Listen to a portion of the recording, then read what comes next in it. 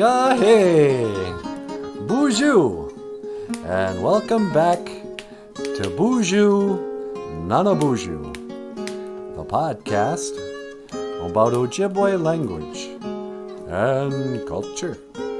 I am Nanaboozhoo, and over here, the lovely and the talented Natasha. Ikadon Boozhoo Weenie Mushain. Say hello to the Boozhoo crew. Boozhoo crew, how you doing? And over here is the rockstar cartoonist, Michael Lyons. Ikadon Boozhoo Niji. Say hello, brother. Hello, everyone. Welcome back to the show. All right. Welcome back to live streaming it on a Saturday morning with Daniel Black, Gold Star. The Gold Star for Daniel Black, sweetie. Big old gold star for the black man. For the black man? What? I don't know. It sounds kind of racist. That's not racist. And Jessica Waboos. Speaking of lovely and talented, Jessica Waboos gets a silver star. Mino Giga Shave, Jessica, silver star. Way to go. And Brandy Marie. Absolutely nothing for Brandy Marie. Big fat nothing for Brandy Marie. You should have got up earlier. Good morning, Brandy Marie. How you doing?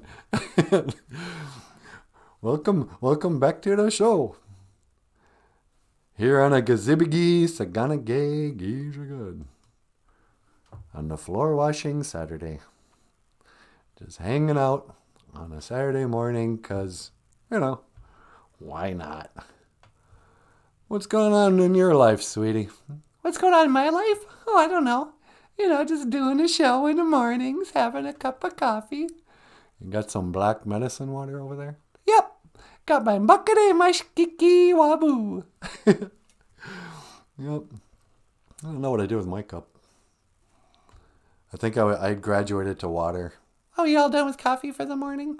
No, I'm sure I'll have more later, but right now I gotta get serious. We're here to discuss Ojibwe language and culture. Did you know that the Ojibwe people spoke an entirely different language? You gotta be kidding me. They didn't speak English? No.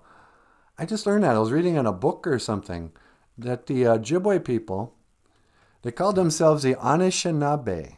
Anisha who now? Yeah. Anisha what now? Anishinaabe. It means human being. And, so that might be a good idea. Why don't we talk about the language a little bit today? Because Daniel Black is here, and he says, I'm offended by that. Yeah, right. I've been called worse. Yeah, Daniel Black. I'm sure you have. Back at a bus, Daniel Black. Nah. You're playing with fire. I know. People can't joke about race anymore. What happened? It used to be just like the go-to comedians thing. You ever notice the difference between black people and white people? Black people are all like, hey, man, hey, jive turkey. And the white man's like, whoa, turkey, let's have a Thanksgiving meal. It was all like stereotypes, and then something happened. I guess I blame Barack Obama. You blame Barack Obama? Yep. Suddenly everyone got uncomfortable making race jokes. I mean, the funny thing about teasing somebody about their race is that that's truly something they can't do anything about. And it's such a broad stroke joke. It's like you and all your people, I mean, that's kind of what the Olympics is based on. Dividing people up by, not race, but nation, I guess. And going, this one's for us, the Norwegians, or whatever. The back of the bus was where the cool kids were anyway. Here in Scotland, anyway. Yeah, that's true. Back of the bus. I know, the big kids would come and throw you. Get out of there, that's my seat. The very back of the bus. But here in the States, it's like, oh, no, that's racist. Never forget, what's her name? That lady I suspect was actually Anishinaabe. Rosa Parks? Yeah. Everyone assumes Rosa Parks was black. But boy, you look at pictures of her and she looks like a Shanab. I'm not so sure she was black at all. I bet you she was native. It seems like I heard something about that. She might have been native. She was probably both. Yeah, maybe she was both. Back at a bus. So, yeah. Hey, Weesonese here. Boozhoo, Weesonese. What's going on? Weesonese here, sweetie. Hey, Boozhoo, Weesonese. Weesonese says, let's see them thumbs. Give us a thumbs up if you like the show. And don't forget to give us a thumbs down if you're that guy. Maybe it's a woman. The one who always gives us a thumbs down? Yeah. Somebody hates this show. Thumbs down. No. Quit talking in that Ojiberish, they say. We don't want people remembering that Ojibwe spoke Ojibwe. Don't let that out. So, maybe I should take a minute. I know the Boozhoo crew. This is sort of the problem with having regular viewers, is that I know that they know a lot already. But for the kids who stumble onto this later, I'm going to go back to the beginning a little bit. You ever wonder why your grandma and your grandpa, they'll throw out some Ojibwe once in a while. You might hear, Umbe, Wisani. Come, eat. Wisani da. You might hear a Boozhoo or a Miigwech once in a while. And you're going, how come we don't speak more Ojibwe? Why are we the one brown people in my school who don't have another language? Well, it all goes back to the boarding schools. And I'm not going to do a whole show on boarding schools because it's too depressing and it'll make me cry. But a lot of your grandparents and great-grandparents, they lived through the time of the boarding school era. It was a time after all the dust had settled that and let's not lay blame only on others. Our ancestors too agreed to participate in a boarding school experiment. It was going to be an immersion school where the kids could learn English. They could learn how to assimilate into the dominant culture, the European culture, their language, English. And so they sent their kids off to boarding school, or up in Canada they call it residential school. And when they got there, they were forbidden to speak their language at all. And the kids went through a brainwashing process. They didn't call it that, but that's what it was. They cut their hair off, they took all their clothes, everything that identified them as just themselves, let alone being Indian. And they gave them uniforms, and they gave them a new name. And they said, you must never speak anything except English. And all your classes are going to be in English. I'm going to dump you in this boarding school with a whole bunch of Indians from all over the country. You can't even count on them speaking your Ojibwe or whatever. Yeah, a lot of them are going to speak Ojibwe, but there's going to be Sioux people there and Navajos and whatever. And as they went to school, they grew up. And it wasn't just that they learned English and never spoke their own language. They also learned to revere everything that was non-Indian and to be embarrassed and ashamed of everything that was Indian.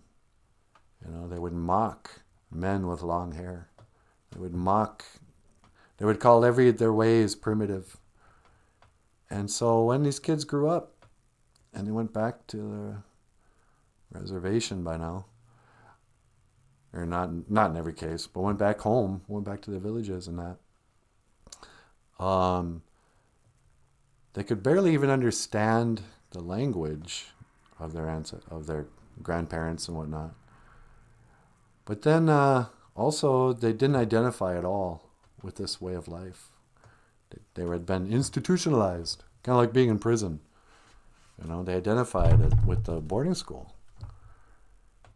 And so that's where a lot of our story kind of begins in a way. I know a lot of us natives who like to go, oh, okay, where do Indians come from? Well, remember Dances with Wolves? That was us, you know. But a lot of us actually are kind of defined by that generation that came back from the boarding school speaking English, with a identity crisis. I didn't even know it was a crisis. And they raised our grandparents and our parents. And if you're a little guy, you know, it goes back, you know. But my grandparents went to boarding school. And, you know, they picked up a lot of the culture, you know. You should clean that bedroom. You make that bed so you can bounce a quarter off it. Boarding school grads and just kids who went there, when they came out, these are very disciplined people. Very stoic Indians, you know. They were raised not by their families and their aunties and uncles. They didn't learn, you know, how to hunt and fish and wild rice, anything like that. They learned math and how to do military drills and how to farm and how to sew and how to, you know, skate and ride bike. I mean, it wasn't all bad in the boarding school. They had some pretty good programs too. but they came back, and so that's why, well, it's of us, you know, modern Indians. We're speaking English. We got this weird kind of compassion and sympathy for our grandparents. We're like, hey, you know what? Whatever else you can say, you know, I'm never gonna make my grandma cry. You know. She's gone through enough, you know. But a lot of our culture, what's really our culture now, we're the descendants of the boarding school survivors.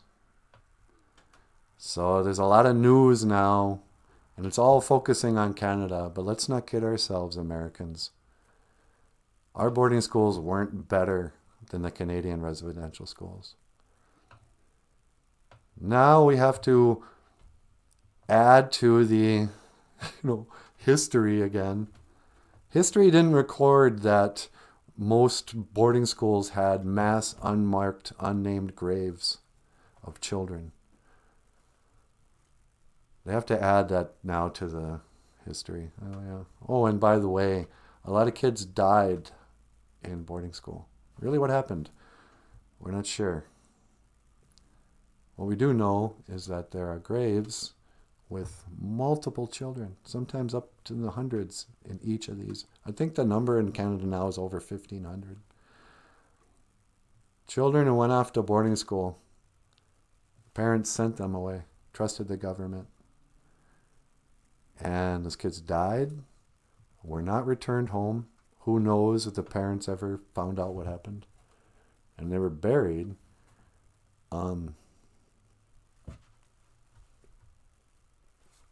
I did it to myself again, sweetie. Why'd I do that? I don't know. You get all emotional first thing in the morning sometimes. Yeah. It's supposed to be a funny show. I know. Anyway, so that's who we are. Sorry. Gizibigi, Sagana Gag, Ijagad. Boarding schools, survivors. Hikes. now I'm bummed out. Let's get on a different topic. Yeah, I'm bummed out too. Wase'an, tornado. Wase'an is tornado. And Dabajimoan is a story. We used to have a res newspaper called the Dabajimoan, huh? Yeah. Do they still make that? I haven't seen it in years, but I'm not around any place where they give out free newspapers anymore, like the tribal college. But today I'd like to tell a story to get my mind off of boarding schools.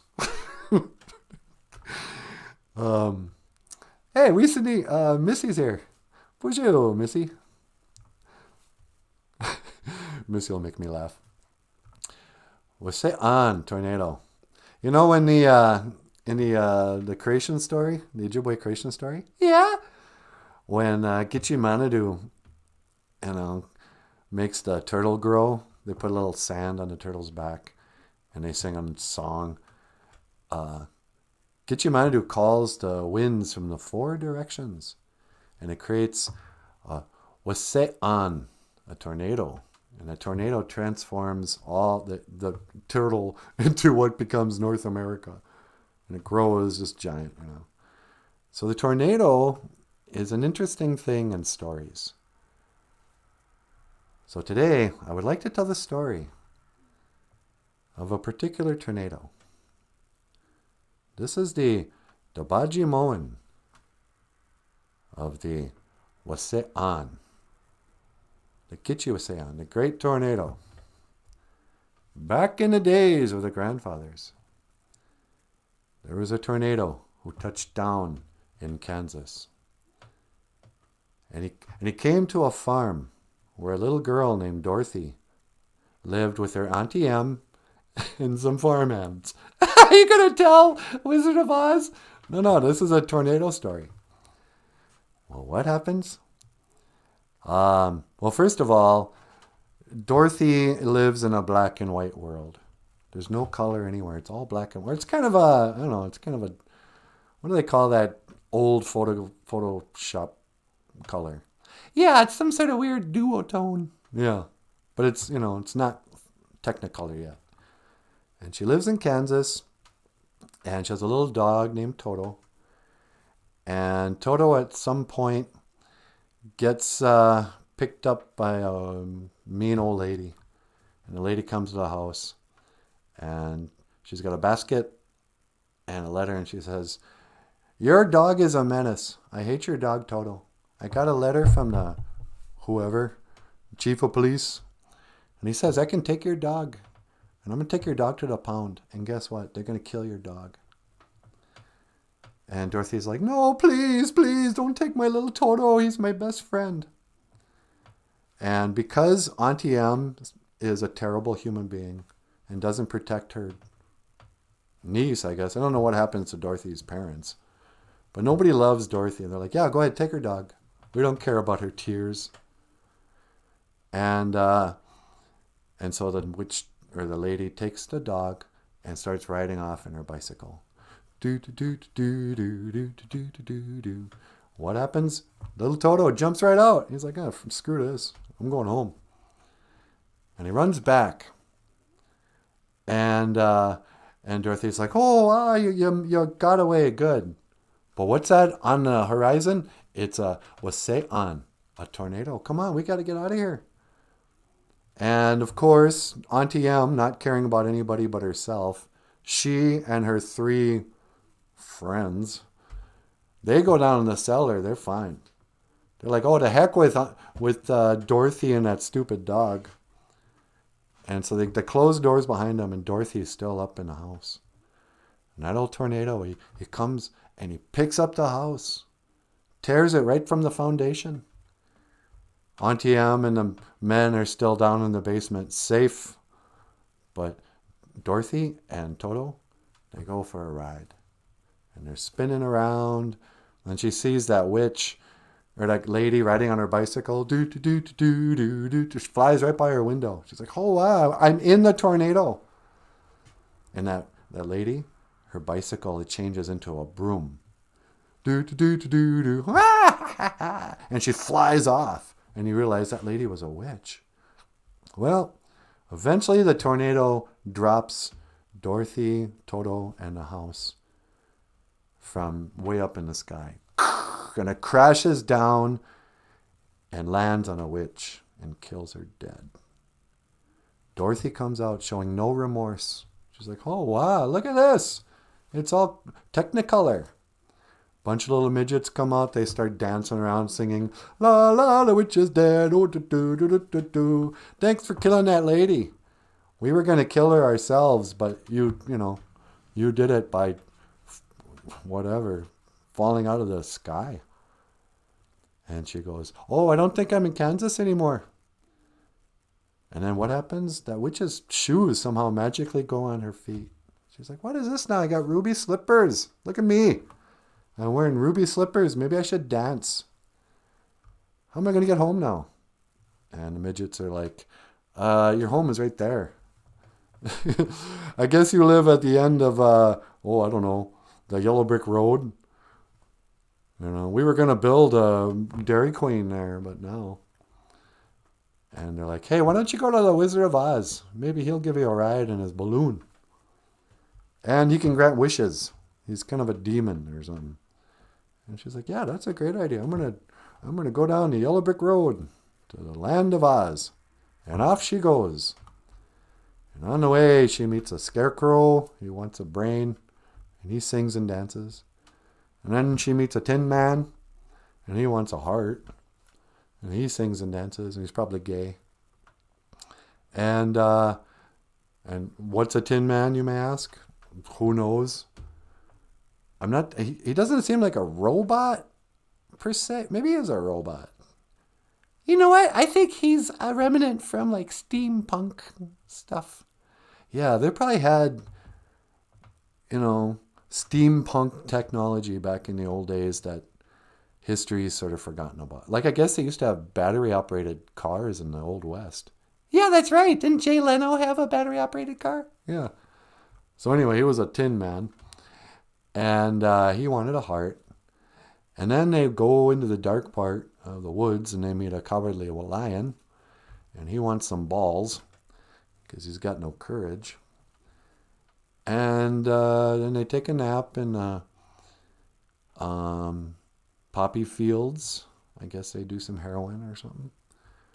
They have to fight a witch at some point. She can throw fire. Oh, and the trees, they're sentient. They have faces and can speak. So I think she's been on some sort of acid trip the whole time.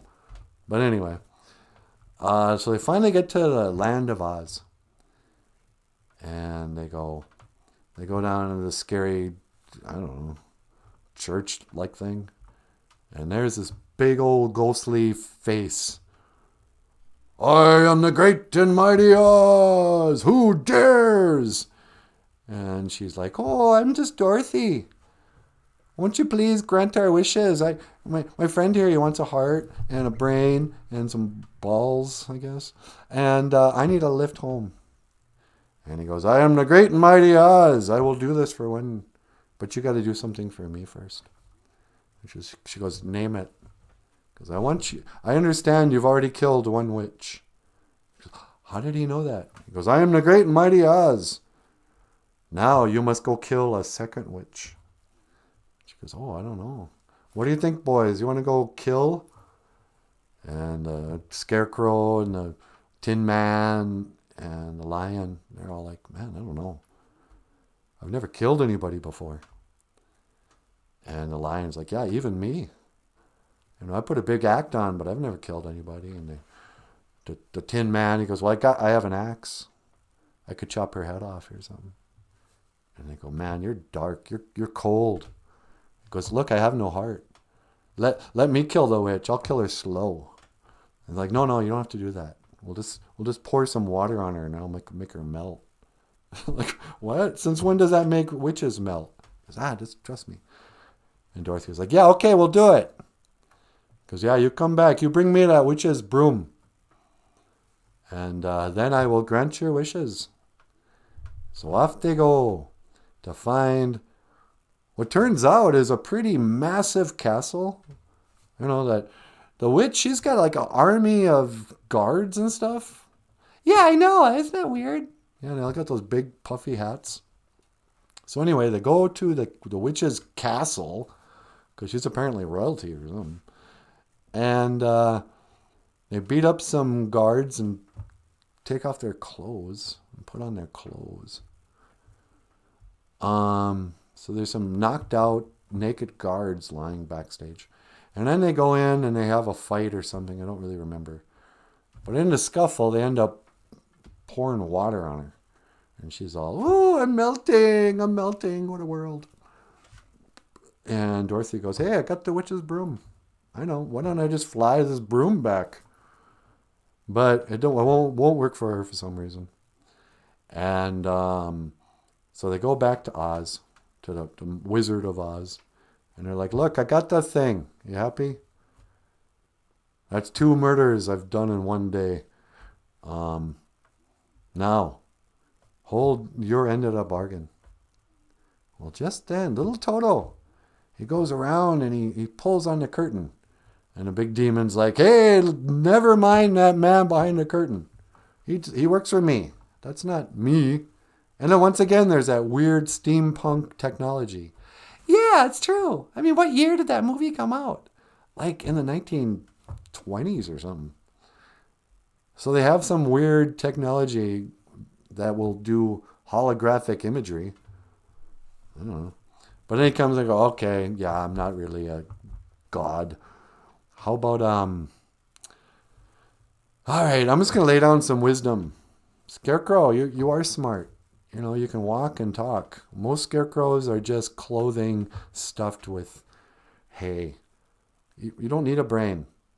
You're somehow animated through I don't know what. But if it makes you feel better, here's a diploma. I just print it up. You can tell people you went to college or something. And oh, wow, that makes him feel better. He goes, Tin Man, you know, you say you have no heart. Well, you killed that witch. For what reason? You wanted to have a heart? What, you want to feel compassion for your victims of murder?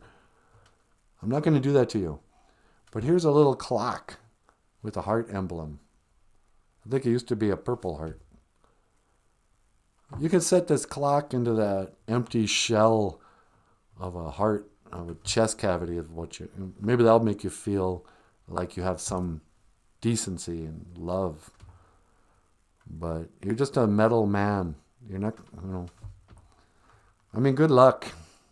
And then he goes, Cowardly Lion, you say you have no courage. Well, I can't just give you a set of testicles and go, here you go, strap those on. Now you're brave. What? You're living out in the woods by yourself where fire-throwing witches and monkeys with bat wings fly around. You're not cowardly. You're sensible. Why don't you get some self-esteem? I'm not going to give you anything. And he goes, Dorothy, I'll give you a ride in my balloon. But then somehow she goes to say her goodbyes. And she goes, oh, I'm going to miss you, Tin Man, and what's your name, Cowardly Lion. But I'm going to miss you most of all, Scarecrow. Why? Who knows? Apparently she has a crush on the Scarecrow. But then he starts to fly away anyway. He says, oh, sorry, Dorothy. You know, it's just a balloon. I can't exactly hit it in reverse without just landing. So, sucks to be you, I guess. And he flies off. Well, eventually a third witch, but this one's a good witch. Or maybe she showed up earlier. I don't know. Some lady in a big old bubble appears in a prom dress. And she's like, oh, Dorothy, you silly goose. You've had the power to go home this whole time. All you gots to do, you click your heels together. Click them heels 3 times. And say, there's no place like home. There's no place like home. There's no place. And so sure enough, she does that. Poof. What happens? She's right back where she started. At that crash site, and the dead witch is still there. All the, we represent the Lollipop Guild. They're like, oh, you're back. And she goes, no, I was trying to get back to Kansas. She goes, no, you wish to come back home. There's your home. It's a house. Oh, you wanted to come back to the Auntie M who doesn't love you and those weirdos who work on a farm for free? Why don't you just wake up from the dream? And that's what happened. She woke up from the dream and she was back in black and white land. And she goes, oh, wow, what a crazy dream. I killed witches and danced and ran around and got my hair done. And you were there, and you were there, and you were there. And they're like, what did you see, Dorothy? You know, what will you tell the authorities? Just what? You're going to call us an accomplice to your murder? I don't think so. And they took a pillow and they just covered her face. And this is a story of Wase'an. The Wase'an Dabaji Moen, the tornado story. And this is how Dorothy, what was Dorothy's last name? Good question. Did Dorothy have a last name? Dorothy from Kansas, or some of them called her Dorothy. I think people down south they don't say Dorothy like in Minnesota, Dorothy. But yeah, so they had to kill her to keep her quiet because they knew that if she told this wild story that they would be implicated. And this is that story. I sure hope nobody steals my story and makes a movie out of it. Yeah, me too. All right. Wase'an tornado. Dabaji Moen story. This is a story about a girl named Dorothy. Missy says, you forgot about the flying monkeys. Yeah, weren't those flying monkeys insane? That scared me as a kid. Fly, my pretties, fly. She can send them out from that castle she lives in. I didn't realize witches lived in castles, but I guess so.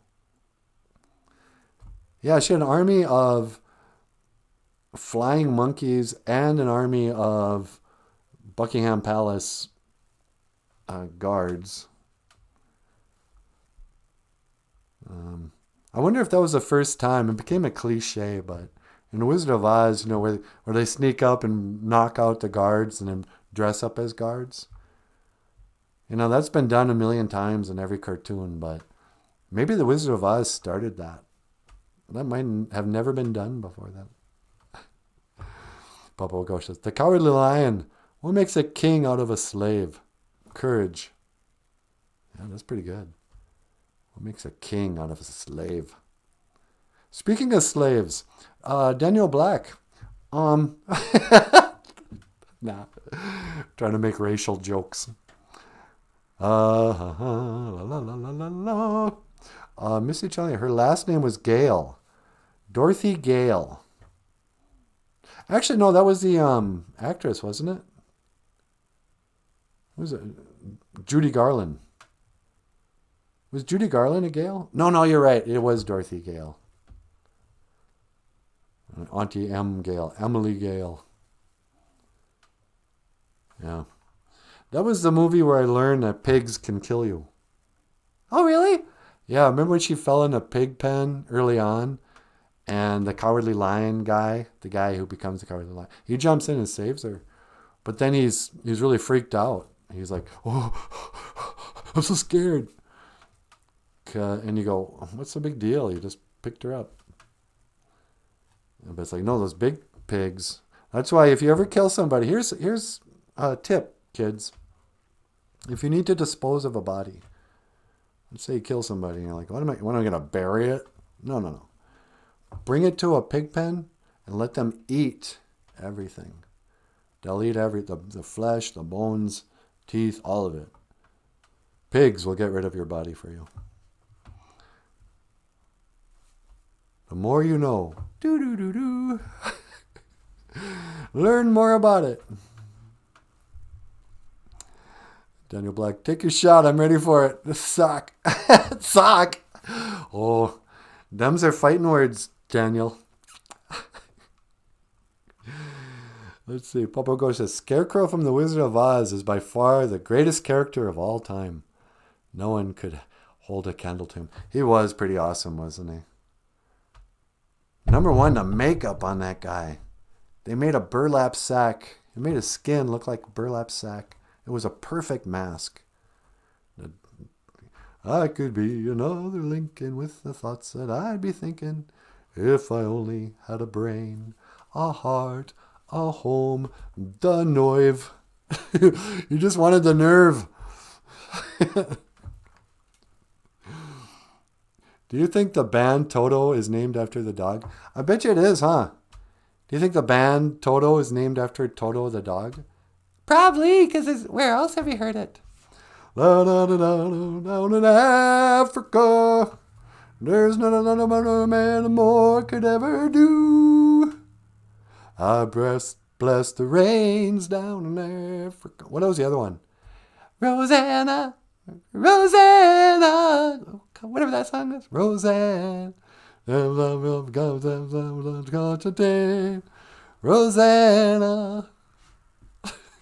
How come I don't know any of their lyrics? I know, it's hard to remember the lyrics.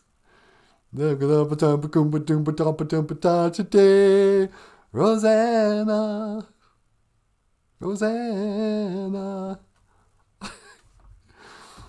You're a good band, though. Yeah, huh? I don't know. It's not like me to get sentimental about the 80s. No, you're not. You're really into like the modern music and stuff. Exactly. You know. But every once in a while, I'll be, you know, what do they call that? Not scrolling, but, you know, going through the YouTubes, listening to music from the 80s. And oh, Toto will bring me back. Men at work, men without hats, men, you know. We are the men, and we'll see you again. That's what Men at Work said when they won their Grammy. Oh, really? Yeah. And then they became totally obscure. It was like, wait, where'd you guys go? I guess that lead singer is still out playing acoustic guitar. Yeah, I don't know his name. Yeah, he's pretty good. Nobody knows. He's like, yeah, I'm the singer from Men at Work. It's like, you know, most of those bands, they just keep touring with just like the one guy. Like if you ever go to see a band here in Bemidji or Walker, and they'll be like, hey, guess what? Bad Company's playing at the casino. You know, really? Bad Company? Working at the car wash or whatever. And you go there and you'll see a bunch of young guys and one old fat man. You go, oh, you're the guy from the original. Here comes Foreigner with half the band. Here's Journey with a Korean guy singing. You never know who you're going to see. Well, you know, frankly, Kiss. I mean, it's Paul and Gene, but, you know, they're half of a Kiss cover band. That's not true. Don't you like Tommy and, what's his name? Tommy Thayer and Eric Singer. I like Eric Singer a lot. I think he's a great drummer. Like when you watched Kiss Unplugged, Eric Singer, he looks so relaxed. He's doing such complicated drum work. His vocals are amazing. Peter Criss comes out there and he makes Peter Criss look like an old man who can barely keep time. Yeah, no, I mean, you know, rest Eric Carr's soul. He's everybody's favorite drummer. But Eric Singer is probably the best drummer Kiss has ever had. Eric Singer is such a great drummer that Paul Stanley had him play with his Motown band. His Motown band? Or whatever, that band that does Motown covers. Oh yeah, what do they call it? Soul Station? Yeah, Soul Station. You know, he was eventually like, oh, to heck with it. Can you play, you know, Smokey Robinson? It's like, yep. Because Eric Singer can play any kind of style of music. He's great. Tommy Thayer is the current Kiss guitarist, and he's been the guitarist now for like 20 years. But he used to be in a band called Black and Blue in the 80s. Then eventually Black and Blue, you know, broke up or went away. And he joined a Kiss cover band where he dressed up as Ace Frehley and learned all the Ace Frehley songs. And then he eventually became Kiss's road manager. He was the guy to like book the hotels and stuff and take video of the band. And then eventually he was just like, oh, to heck with it. I'm going to get up here on stage. It would actually be a pretty cool story to hear Tommy Thayer's life story. Going from 80s hair band to Kiss cover band lead guitarist to road crew to actually being Ace Frehley. He was in the makeup and all that. Problem with Tommy is any guitar player watches him play knows he's the worst guitar player Kiss has ever had. He can play the Ace Frehley parts barely. Just barely. You know, you're kind of like, come on, you can do it. He'll take the easy way out when he can. I don't know. Bruce Kulick had to like play back to play Ace Frehley riffs. Ace Frehley was really creative, but Bruce Kulick was actually a better guitar player. And it shows when there are songs that Bruce Kulick wrote, and it's just amazing. Even on acoustic guitar, he's just amazing. I've said for a long time that the Kiss Unplugged should have been called the Bruce Kulick Show, because he's so great in that. Yeah, he really was. Mm-hmm. And because that's what the show's about, Kiss, you guys. Anyway, why am I talking about Kiss? I don't know. Because you're rambling. Yeah. You're asking me, will I love grow? But yeah, so Tommy Thayer. So now Kiss is like half of a Kiss cover band themselves. You know, it's just Paul and Gene and these two other guys. And I just don't care anymore. No offense, Paul. No, that's okay. I don't know. You guys can retire. Doesn't matter. You know, I'm not saying, come on, bring Peter and Ace back one more time. No, we don't want to see fat Ace in his spaceman outfit. This is too sad. It's sad enough watching Gene Simmons, you know, lumber around in spandex. Paul, you look fantastic. But yeah. So whatever.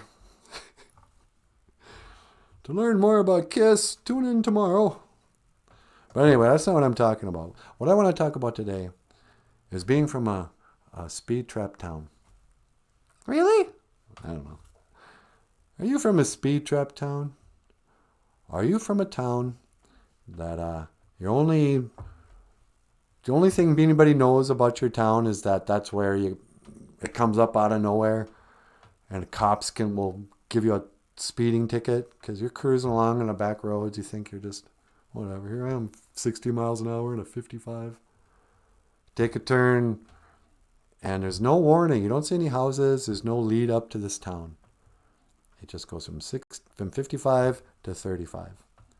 Boom! Right there's a cop. Pulls you over. Hey man, you were speeding. And you're like, what? I didn't even know this was a town. Yep. I gotcha. I got you in my speed trap. Well, it's this song that Michael sings. I'm gonna let Michael. You wanna sing your song? Well, you can play that pre-recorded video of me. Oh, okay. We're not gonna pretend you're doing this live. Nah. Oh, okay. So Michael here is from a very small town, population 114, and we're not gonna do John Cougar's Small Town. This is a song called Speed Trap Town. A few years ago, I discovered country music for myself. I'd always been, pretty close-minded. And I was like, oh no, that's the music for the cowboys. No, thank you. I'm an Indian. I will not listen to the cowboy music. They stole our land. Just kidding. But then I got old, and I realized every time I turned on the car radio, I'd be surfing around looking for, how come nobody plays David Bowie? But then eventually I'd end up on that country station. And I'm like, what? How come these country guys are singing about my experience? Because I grew up in a small town, and even though I was never a redneck, I was never a cowboy. That's just not, in my DNA. I don't like to hunt or fish or drive in a pickup. I don't care to drink beer and go to monster truck races. And, I don't own any guns. All right? Judge away. I'm not a liberal. I just don't have any of these cowboy things about me. But I have the heart of a small town boy. And it was plain to see that a small town boy like me and Michael.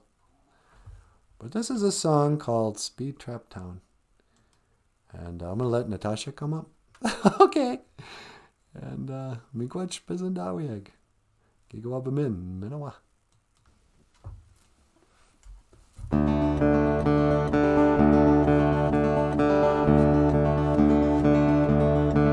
She said it's none of my business, but it breaks my heart. Dropped a dozen cheap roses in my shopping cart. I made it out to the truck without breaking down. Everybody knows you in a speed trap town. And it's a Thursday night, but there's a high school game. Sneak a bottle up the bleachers and forget my name. And these 5A bastards run a shallow cross. It's a boy's last dream and a man's first loss. Never did occur to me to leave till tonight, when there's no one left to ask if I'm alright. I'll sleep until I'm straight enough to drive, then decide if there's anything that can't be left behind.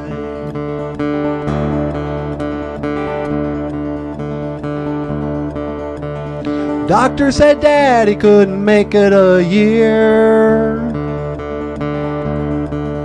but the holidays are over and he's still here.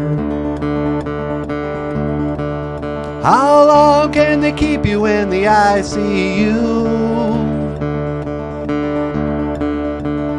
Veins through the skin like a faded tattoo. He was a tough state trooper till a decade back, when that girl who wasn't mama caused his heart attack. It never did occur to me to leave till the night when I realized he'll never be alright. I signed my name and I said my last goodbye, and decide that there's nothing left that can't be left behind. Nothing left that can't be left behind. Nothing left that can't be left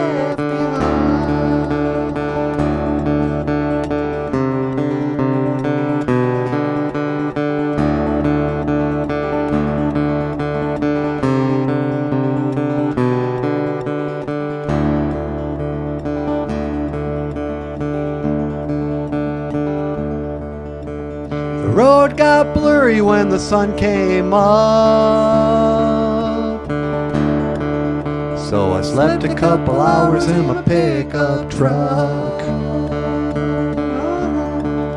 Had a cup of coffee at an Indian mound, 1,000 miles away from that speed trap town. Never did occur to me to leave. It never did occur to me to leave. Oh, baby, Michael, that was great. Hey, thanks a lot. Just cute. It never did occur to me to leave. That's what it's like sometimes, You just get lost. You get caught up in life. And, until something happens and you go, what? And you make a hard left or a hard right. Make a change. You can change your mind. La la la la.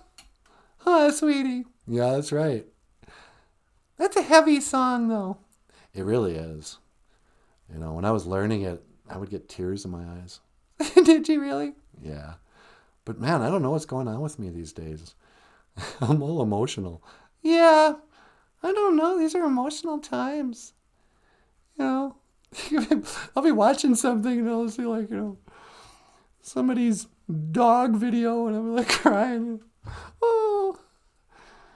In the arms of the angel, far away from here.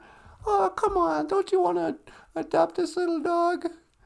La, la, la, la, la, la.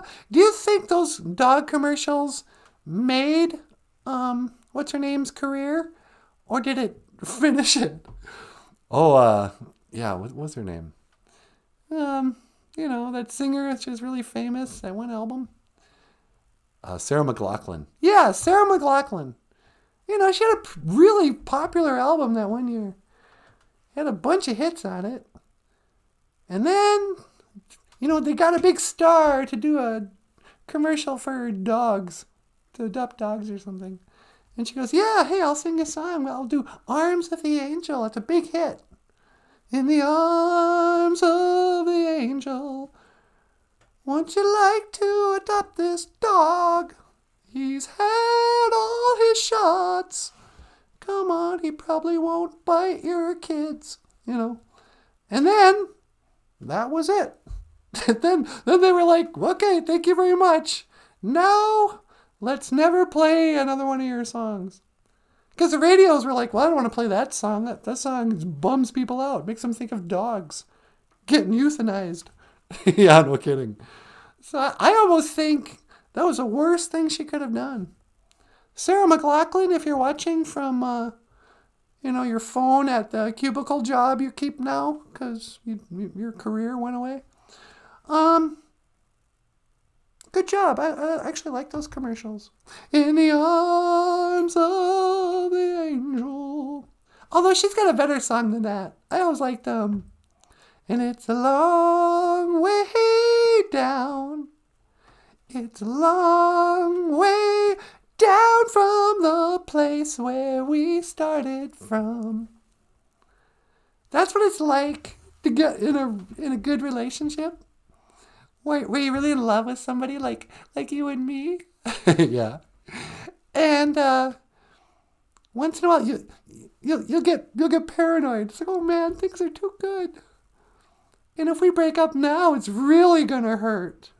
Like I wouldn't have felt so bad that first week. I was like, I'm not all attached. But then once you're really attached to somebody, oh, I just love him. Oh, he's my world. And you go, wow, it's a long way down. Because we're so high, I'm so happy that if anything happened, my happiness would turn into misery. Because it's a long way down from where we started.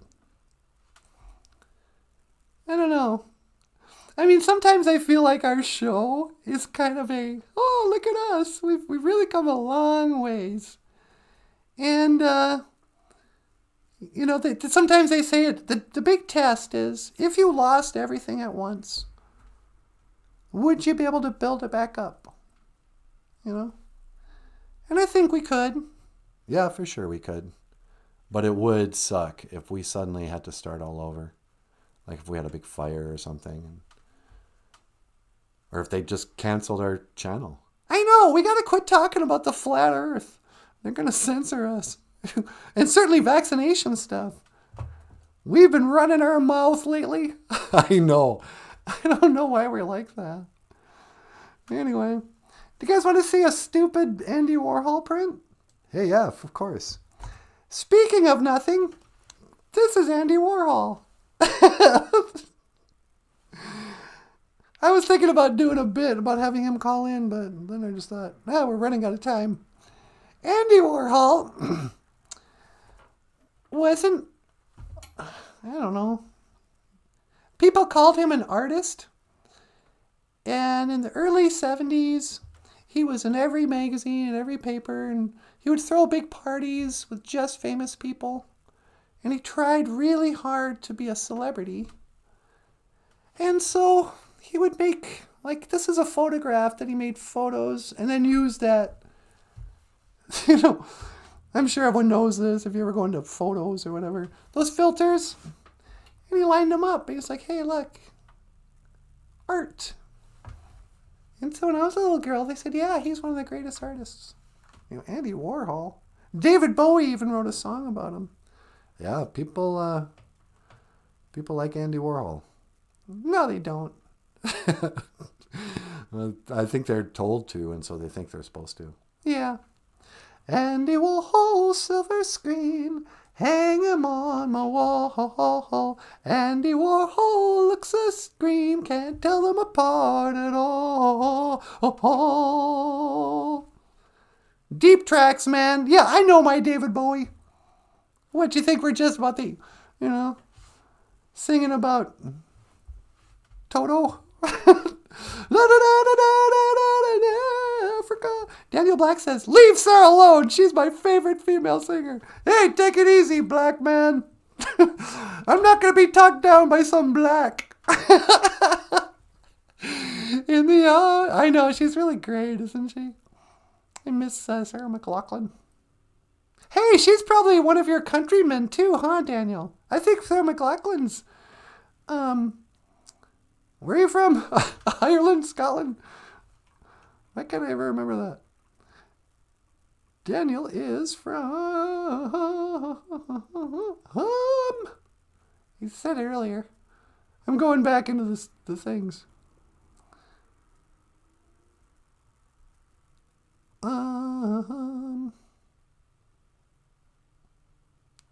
Wow, there's a lot of comments here.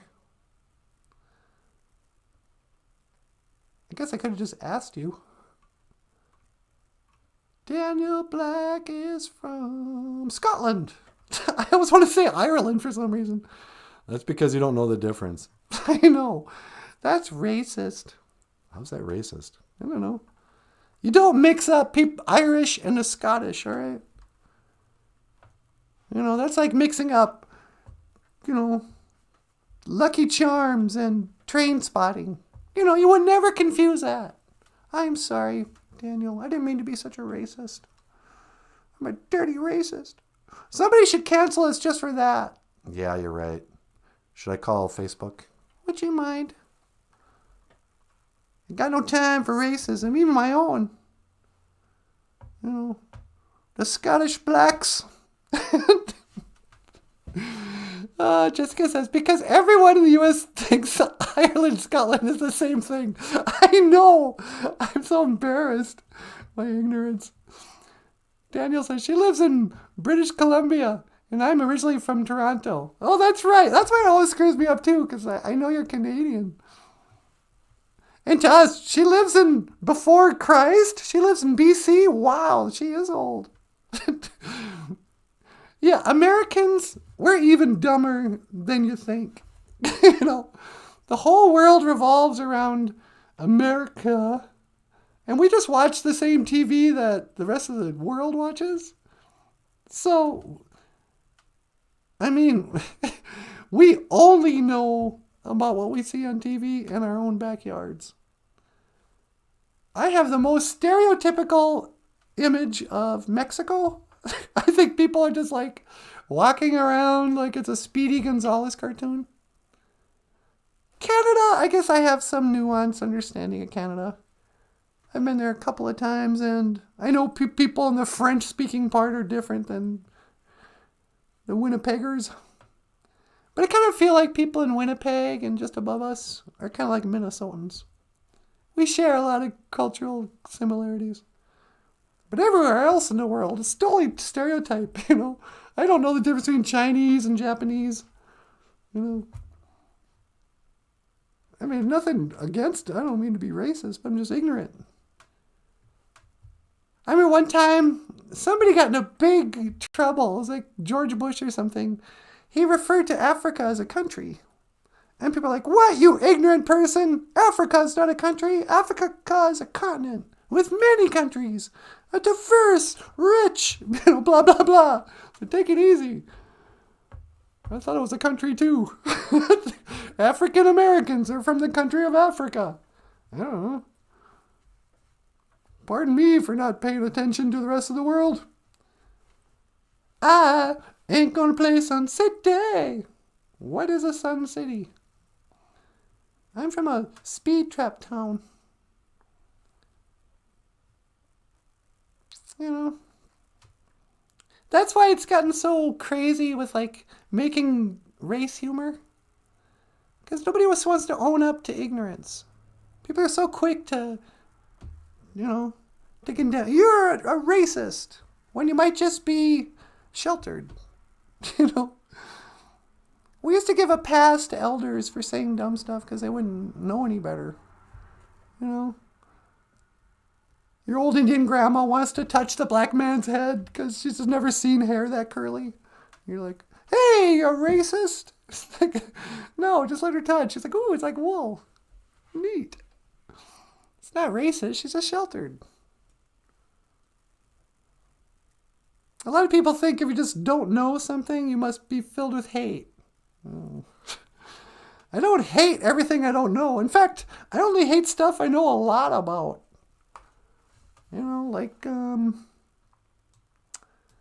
What's something I really hate? I always get stuck. I can't think of stuff I hate. I hate... Okay, fireworks. 4th of July. I understand what they're made of. I know what they do. I get who's doing it. I know, okay, the sun just went down. A bunch of people are drunk and they came back home. And they're like, I spent $100 on this thing. I'm going to blow it up because it's the 4th of July. I get it. I know what you're doing. You think you're being festive and you're doing a favor for everyone in the neighborhood by blowing up. We used to have laws against this. Now, I don't think we do. But I hate fireworks. I'm not impressed. I don't go, ooh, look, a big explosion. Oh, look, Donald Trump spelled his name in fireworks.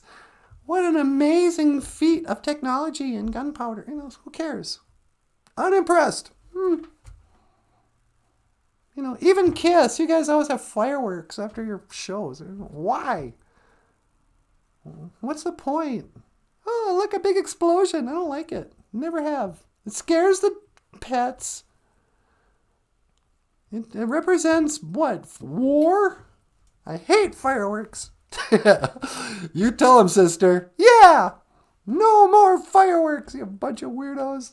You can celebrate your independence or whatever you think you're doing in a different way. And I'm looking at you, New Year's Eve celebrators. Enough with the fireworks. I'm trying to get some sleep. I go to bed early. I'm old. Waking me up with the sound of explosions? Come on. Sunny day. But yeah, Jessica says, yeah, nobody talks about how when white people go to Africa, the kids there want to touch their hair too.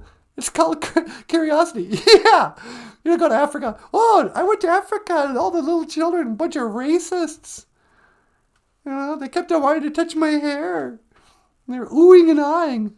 Bunch of ignorant racists. They told me to go back to my country. Hey, that's a microaggression. Asking me where I'm from. You ignorant, racist Africans. Hey, I'm a Tutu. I'm a Rwandan. I'm a Hutu. Chichi. I don't know. Sorry, I'm just dumb. La, la, la. Where is Vietnam? Put a gun to my head and a map, and I'm not sure I'd be able to find it. But I went to college. I'm educated. That's the only thing college does for you. It makes you shameless about what you don't know. Yeah, I don't know about that. I didn't study it. I was studying Shakespeare. Thank you. Want to have a conversation about The Tempest? Never read it. I only read about 2 Shakespeare plays. But I read his sonnets once, and I don't remember them. But I got a college degree, so I don't have to be embarrassed about being dumb. Because I'm smarter than anybody who didn't get a liberal arts degree in English literature. Take that! You know, carpenters, electricians, plumbers, mechanics, welders. Almost any job you could think. Masons. All those jobs require more intelligence and skill, knowledge. But hey, got a liberal arts degree. Give me a job. La la la la. See, and now we're back to Africa. Toto. And there's nothing that 100 men or more could ever do. I bless the rains down in Africa, 'cause it's a long way down. What do you think, sweetie? I don't know. Did you want to take a phone call? Not really. Did you want to teach about Bigfoot and Wendigo? I think we ran out of time. Wendigo is not Sabe. Sabe is a Bigfoot. And he's, he appears a lot in Native American cultural stories and history. People have seen him. He might be a spirit. He might be a shapeshifter. Wendigo is a monster, a cannibal. And people became Wendigos. Nobody becomes a Bigfoot. Sape Wendigo. And this has been the lesson I thought about teaching and didn't get around to. I'm going to take a call from Bigfoot and have him explain it. But I don't think we have time now. All right, you guys. Well, did you want to add anything? Nah. Can you remind them to give us a thumbs up? Sure. If you like the show, give us a thumbs up. Share it with your friends. Show this to your grandma. I bet she'd get... No, she probably wouldn't. Probably doesn't like me making fun of the Wizard of Oz. She was like, I was a teenager when that movie came out. No. If you like the show, give us a thumbs up. Subscribe. Hit the subscribe button so you know what's going on. And you can support the show on our GoFundMe page. We're raising money. Or on Patreon, you can give us a little bit every month, and we'll send you a book. Or on PayPal, you can leave us a check, or, whatever. We also have Super Chats. And if you'd like to order a book by Michael Opry Lyons, the rockstar cartoonist, get out of here. You can click on the link to Amazon.com. He's got a bunch of children's books in Ojibwe language, couple of coloring books, and some comic books, and whatever. And OJIBERISH is probably your best buy. And speaking of OJIBERISH, here's a commercial. Miigwech gonna wabi egg. Thank you for watching Boozhoo Nanaboozhoo, the podcast about Ojibwe language and Ojibwe culture, and occasionally about whatever else. And tornado stories, huh, sweetie? That's right, we tell tornado stories sometimes. And we didn't even teleport outside today. Nah, we can do it tomorrow. All right. Oh, go ahead. Miigwech. I will see you again. Gigo men, Minoa. No, teleport me away. Okay, one to teleport.